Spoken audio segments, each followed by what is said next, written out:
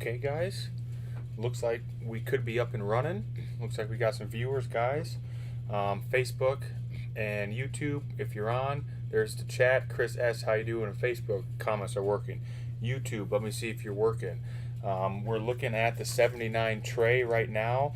I'm gonna make a phone call to Tyler Fellows as his tray, and he's gonna have some comments here as well. I'm gonna put him on speaker, and we're gonna see if we can hear each other.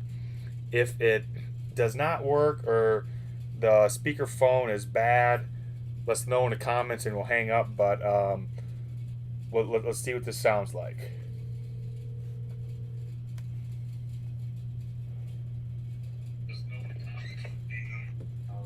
Hey Hey Tyler, Kurt, how you doing? doing well yourself? I am all right also. So guys, we have Tyler on the phone. This is his 79 tray. Can you guys hear him in the camera, or does it sound all crazy looking? Dave, Honeyman, Todd, Glenn, how you guys doing? Brandon, Scott. Well, Tyler, I'll tell you what. Why don't you just tell everybody a little bit of history? You know, how long have you had this tray? What do you know about it, or what don't you know about it? Well, I think like a lot of people have indicated on those sites so far, the posting. I've had this for years.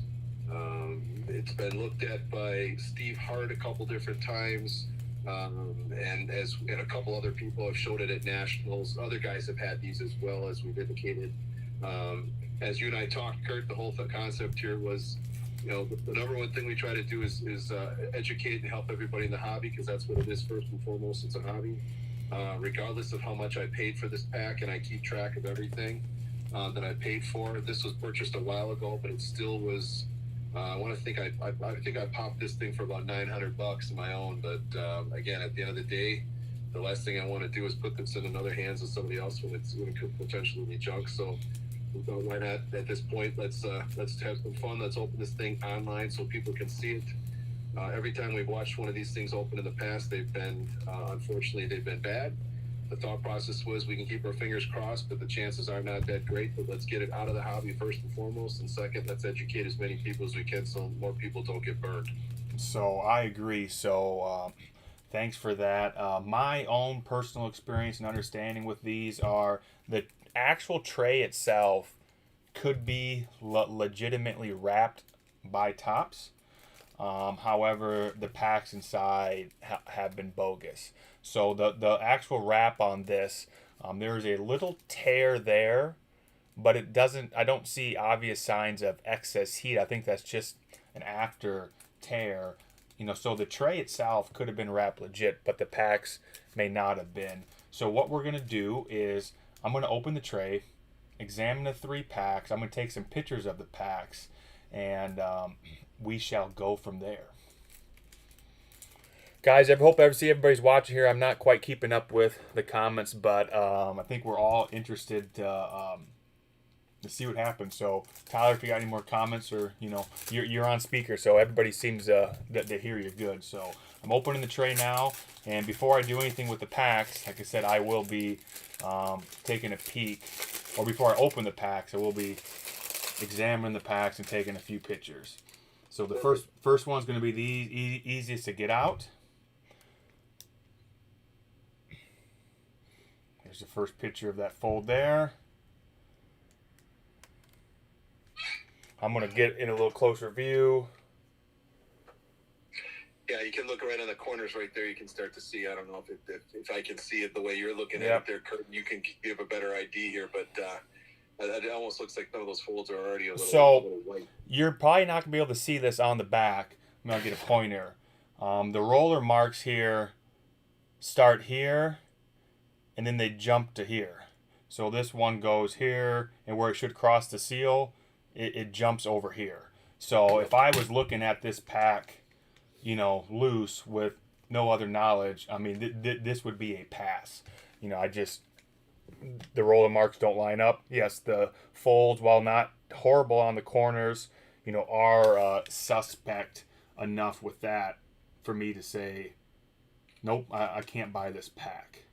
So I'm taking a couple pictures of it just for documentation. But it's real hard to see those roller marks, on the camera. You really got to get up close, but they do not line up. So I'm going to take a peek at the other two, and then we'll open them up. What's interesting too is as you're doing that, Kurt, I think it's interesting the blue packs of these. I've got a number of, as you know, Kurt, a number of the O-Pee-Chee, let alone and Topps legit packs. And when you're looking at them as you're displaying right now too, on the corners and whatnot, the white, you just don't see the white, on the corners like you do there. The folds, the things like that. So again, I think we're all on track of what we think we're probably going to see here. I get a kick out of some of the comments because I completely agree with them when they had indicated before. How many commons are we going to get? How many 5 in a row, 3 in a row? How many checklists are going to have pen marks on them? Things like that. Historically, some of the packs that I've seen open that have been bad included those type of things. So who knows? I mean, we sit here and all we can do is educationally guess.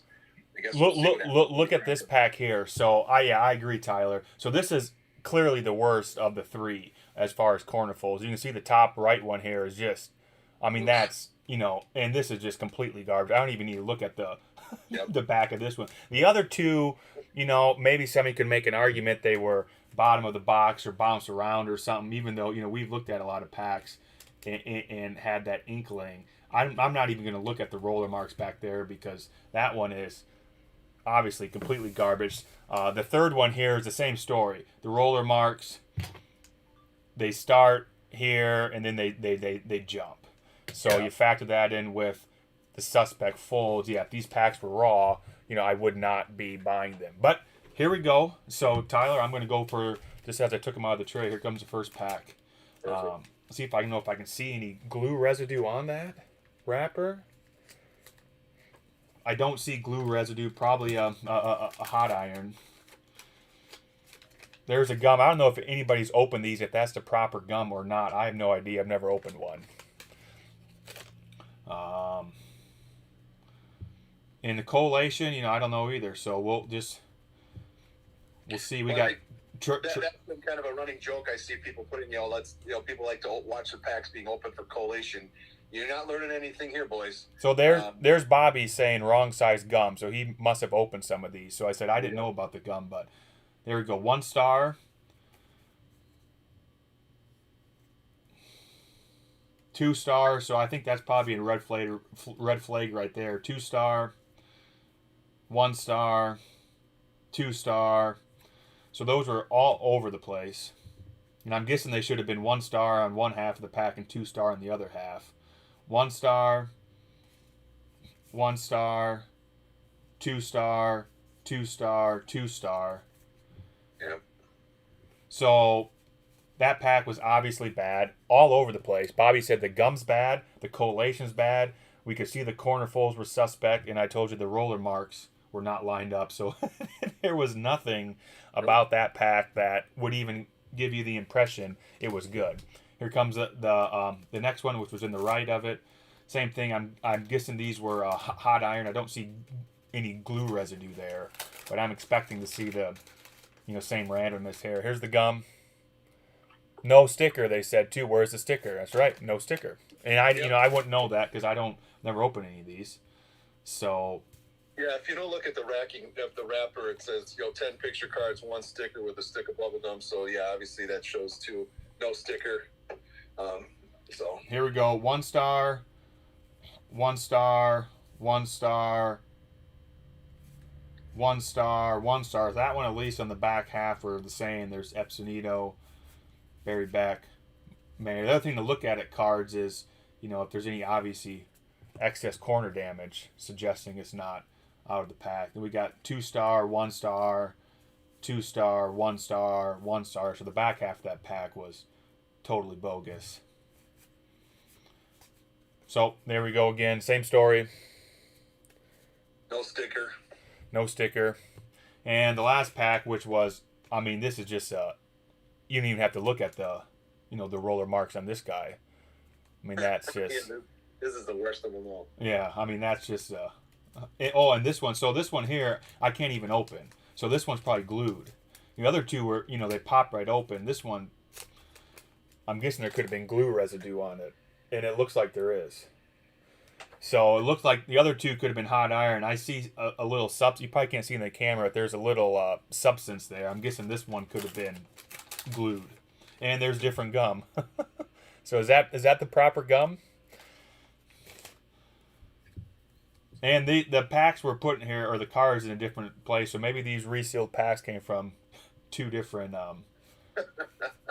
people. So I don't think we're going to fall over backwards here and find a Gretzky. There's a Dryden Leaders. No Gretzky. Here's how they were put in. 2-star, 2-star. Looks like 1-star, 1-star, 1, 1, 1, 1, 2, 2, and 2. And that pack has 11 cards in it. I thought it felt thick. So this pack has 11 cards in it. No sticker, but 11 cards, which, Yep. There we go. So I guess that was what we were expecting. I guess, that I would say that confirmed what my thoughts of those packs were. Yeah, that does me too. It's unfortunate. Again, that's just another reason that we did what we did, to try to get that thing out. The thing that I see people on eBay, or you see people, even some of the groups that we're involved with, that say, well, I've got one, and maybe because I'm going to still try to get rid of it. At the end of the day, it's not cool. So, there's nothing worse than feeling duped by anything. And I think at the end of the day, that's, again, I appreciate this group. I appreciate, Kurt, what you do with and for the hobby. So, I'm just glad we could educate people, understand. Don't go buy those, folks. There's nothing to. And I think the most difficult... All right, Colin, I misread that, so thank you. I think the most difficult thing is, and I've heard this from dealers back in the day, I've heard from a couple different sources that Topps employees had resealed the packs and then used legitimate Topps machines to wrap them in the tray. So if you're just examining the tray, the tray wrapping itself can appear legit. Does that mean they're all like that? I can't say, but I've heard that from two sources. Just the tray wrapping on this one wouldn't have been obvious enough for you to say, hey, the tray wrapping looks suspect. But when you put the whole knowledge together, that's where you start to put the puzzle together. Those packs were obviously garbage. Yep. Yeah, like I said, looking at the packs, we both have some regular Topps, regular packs that are graded in raw, and we also have some, graded O-Pee-Chee packs that, again, being graded. And Steve, I've been around. A lot of us have been when he's looked at these packs and subbed them, and we've subbed them and whatnot. So the